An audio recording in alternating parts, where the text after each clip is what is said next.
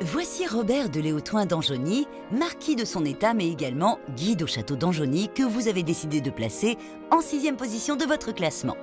Véritable fierté pour son propriétaire, le domaine, transmis de père en fils depuis ses origines, se dresse fièrement sur les monts du Cantal et rayonne sur la petite commune de Tournemire. Tu vas bien? Ça va. Et vous? Je pense qu'avec ce temps-là, on n'a pas beaucoup de soucis. Depuis 700 ans, il fait soleil ici. Presque. René Thible, ancien guide, revient souvent à la forteresse à laquelle il est resté très attaché.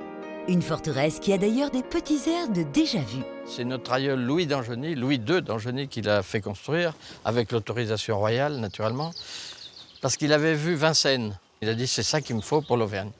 Le plan, hyper simple, une donjon carré, flanqué de 4 grosses tours rondes. Dans chacune des tours, une petite pièce et une tour escalier pour desservir l'ensemble du monument. Mais c'est surtout l'intérieur du château qui mérite toute votre attention. Riche et décorée de remarquables fresques du XVIe siècle, la forteresse peut s'enorgueillir d'avoir préservé un si beau patrimoine à l'image de l'oratoire. Le décor de cette pièce, évidemment, est sur un mode religieux, puisque c'est en quelque sorte le catéchisme en bande dessinée. Vous voyez que toutes les scènes, notamment celles de la Passion du Christ, sont représentées avec une foultitude de détails sur lesquels on peut toujours passer des heures, parce qu'on apprend comme ça les évangiles.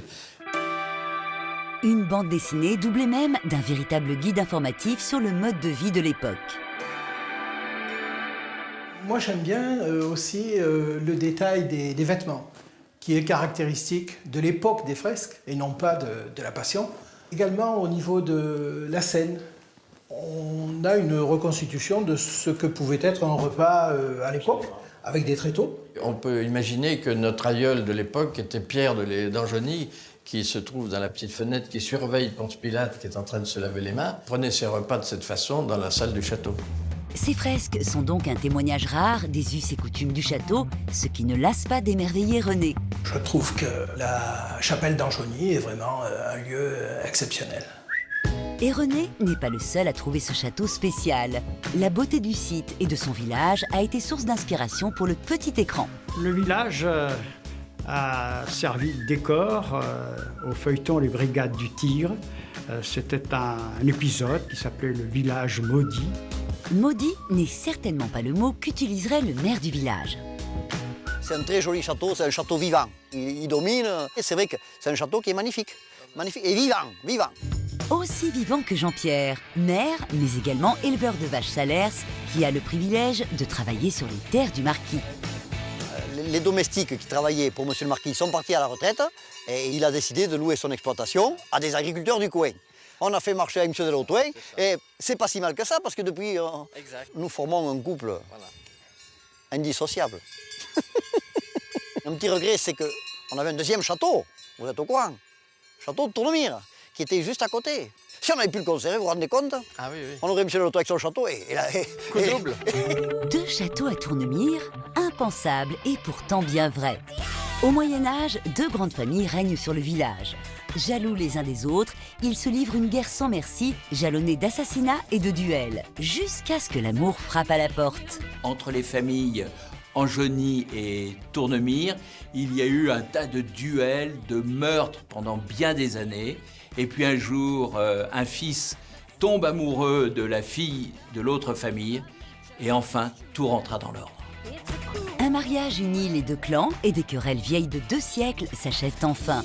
Mais l'histoire a connu quelques rebondissements il n'y a pas si longtemps que cela. Madame la marquise a même eu droit à une surprenante proposition de la part des descendants de la famille Tournemire. Il y en a un qui est venu demander notre fille aînée en mariage à sa naissance pour son fils qui avait 3 ans à l'époque. Une tentative de retour sur le site. Mais à part ça, Madame la marquise, tout va très bien, tout va très bien. Une tentative qui s'est bien entendu soldée par un échec. Car pour entrer dans le cercle privilégié de cette illustre famille, mieux vaut avoir un CV irréprochable. Leur modèle, les plus grands guerriers de l'histoire, représentés sur des fresques grandeur nature. Nous nous trouvons maintenant dans la salle des preux, qui représente une très très vieille légende, qui met en scène 3 chrétiens, 3 juifs et 3 antiques. Au-dessus de chaque preux, On a un descriptif très résumé de leur prouesse. Pêle-mêle, vous retrouvez ici les glorieuses figures de Charlemagne, roi des Francs et conquérant de l'Empire d'Occident. Le légendaire Arthur, roi des chevaliers de la table ronde, mais aussi Alexandre le Grand, roi de Macédoine et plus grand conquérant de l'Antiquité. Tellement grand qu'il est représenté sur un éléphant. L'ennui, c'est que l'éléphant du grand empereur a perdu la tête. La fresque de Jules César a malheureusement disparu lorsque des travaux ont été entrepris pour créer une fenêtre. César est passé par la fenêtre et il a emmené au passage la tête de l'éléphant. Ils sont passés dans le ravin. Et avec 15 000 visiteurs par an, le marquis n'est jamais à l'abri de surprenantes réflexions.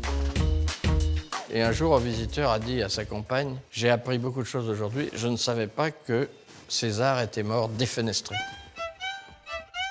N'hésitez pas à vous rendre sur place. Le marquis se fera un plaisir de vous raconter d'autres anecdotes tout aussi amusantes. Car ici, le patrimoine est roi. Il y a près de 80 ans qu'on est ouvert au public. Ce qui fait que moi, j'ai toujours vu des visiteurs ici. Quand on me dit « ça vous gêne pas », je dis « bah non, parce qu'ils sont là, ils sont là ». C'est une maison qui vit, c'est une maison dont nous n'avons pas souhaité faire un musée. Nous voulons partager notre amour du patrimoine aux gens qui viennent voir. Et la forteresse est loin d'être un monument figé dans le temps.